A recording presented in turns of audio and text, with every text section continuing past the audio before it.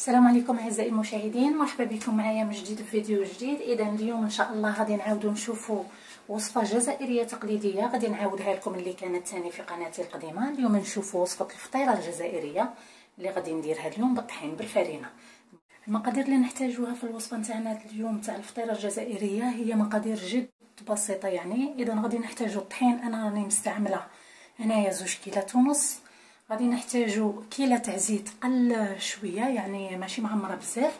نحتاجو الملح ونحتاجو الكميه تاع الماء الدافي باش نلمو الفطيره نتاعنا. اذا هنايا غادي تبداو تتابعوني دروك في الطريقه. لاحظوا اعزائي المشاهدين، عندي الطحين، نحط كميه تاع الملح ونحطو كميه الزيت اللي قلت لكم عبر وقل يعني ماشي معمر.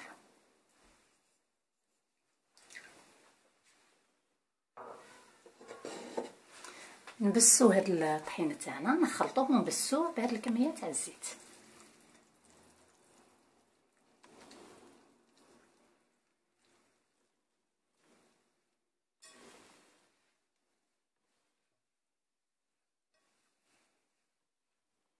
يعني حتى لي يتجانس ونحسوا انه الزيت تاعنا دخل كاع في الطحين.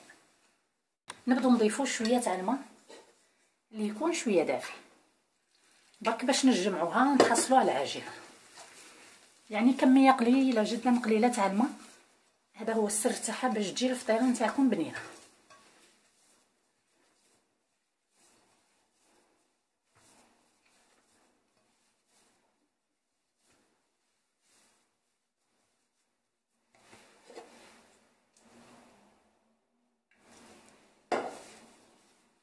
خلاص جمعتها هنا، تحصلت عليها بهذا القوام. غادي نروحو نبسطوها.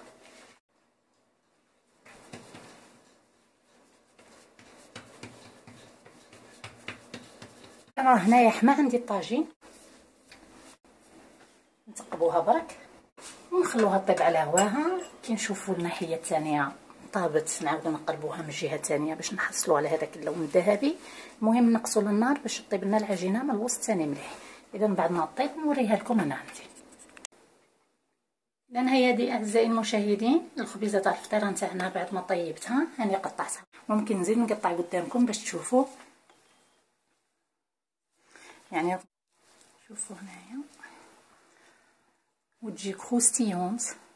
نتمنى انه هذه الوصفه تاع اليوم تعجبكم وتجربوها. ما تنسوش الاشتراك والاعجاب في القناه. نقول لكم بالف صحه وعافيه والى اللقاء للجميع.